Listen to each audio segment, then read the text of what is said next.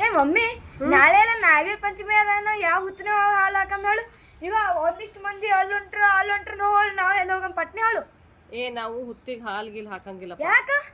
ಯಾಕಂದ್ರ ಕೆಲವ್ರು ಏನ್ ಮಾಡ್ತಾರಂದ್ರ ಕಲ್ಲಿನ ನಾಗರ್ ಮಾಡಿ ಅಲ್ಲ ಹಾಲು ಹಾಕ್ತಾರ, ಕೆಲವೊಬ್ರು ಹುತ್ತಿಗೆ ಹೋಗಿ ಹಾಲು ಹಾಕ್ತಾರ. ಸುಮ್ಮನೆ ಹಾಲು ವೇಸ್ಟ್ ಮಾಡ್ತಾರ. ಹುತ್ತೊಳಗೆ ಏನು ಹಾವು ಇರ್ತದ? ಇರಲ್ಲ. ಹುತ್ತೊಳಗೆ ಹಾವಿದ್ರು ಹಾಲು ಕುಡಿಯಂಗೇ ಇಲ್ಲ. ಸುಮ್ಮನೆ ವೇಸ್ಟ್ ಮಾಡಬಾರ್ದು ನಾವು. ಅಮ್ಮ ಪ್ಲೀಸ್ ಹೋಗಂಬಾಯ್ ಪ್ಲೀಸ್. ಅಲ್ಲ ಈ ಕರೆ ಹಾವು ಬಂದ್ರೆ ನೀ ಹಾಲು ಕುಡಿಸ್ತಾ ಅಂದ್ರೆ ನಡಿ ಹೋಗಮ್. ನೀ ಆಯ್ತು ನಾನು ನಾಳೆ ಸತ್ತಿ ಹೊಡ್ದಂಗೆ ಮಾಡ್ತಲ್ಲ. ಮತ್ತೆ ಹಾಲು ಕುಡಿಸ್ತಾ ಅಂದ್ರೆ ಹೋಗಮ್. ಸುಮ್ಮನೆ ಹಾಲು ಇದು ವೇಸ್ಟ್ ಮಾಡೋದು. ಅದಕ್ಕೆ ನಾವೇನ್ ಮಾಡ್ಬೇಕಂದ್ರ ಬಡ ಮಕ್ಕಳಿಗೆ ಹಾಲು ಕೊಡುವ ಮೂಲಕ ಬಸವ ಪಂಚಮಿಯನ್ನ ಆಚರಣೆ ಮಾಡ್ಬೇಕು.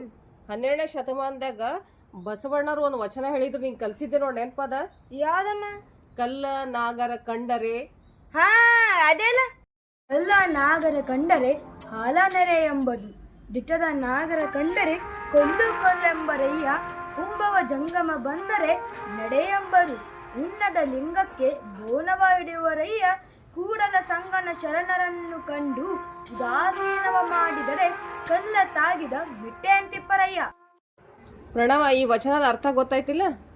ಕಲ್ಲನ್ ನಾಗರ್ಕ ಹಾಲು ಹಾಕ್ತಿರಿ, ಆದ್ರ ಕರೆ ಹಾವು ಬಂತಂದ್ರೆ ಏನ್ ಮಾಡ್ತೀರಿ? ಹೊಡಿ ಬರ್ರಿ ಅಂತೀರಿ. ಅದ್ರ ಸಲುವಾಗಿ ನಾವ್ ಏನ್ ಮಾಡ್ಬೇಕಂತಂದ್ರ ನೀನ್ ನಿಮ್ ಎಲ್ಲಾ ಫ್ರೆಂಡ್ಸ್ಗಳಿಗೆ ಹೇಳ, ನಾವು ಹುತ್ತಿಗೆ ಕಲ್ಲನ್ ನಾಗರ್ಕ ಹಾಲು ಹಾಕೋದ್ ಬೇಡ, ವೇಸ್ಟ್ ಆಗ್ತಾವ. ಅದಕ್ಕೆ ನಾವ್ ಏನ್ ಮಾಡಮ್ಮ ಅಂತಂದ್ರ ಎಲ್ಲರೂ ಕೂಡಿ ಬಡ ಮಕ್ಕಳಿಗೆ ಹಾಲು ಕೊಡಮ್ಮ ಅಂತ ಹೇಳ. ಇದರ ಮೂಲಕ ನಾವು ಬಸವ ಪಂಚಮಿಯನ್ನ ಆಚರಿಸೋಣ. ಹೇಳ್ತೀನಿ ನೀನು.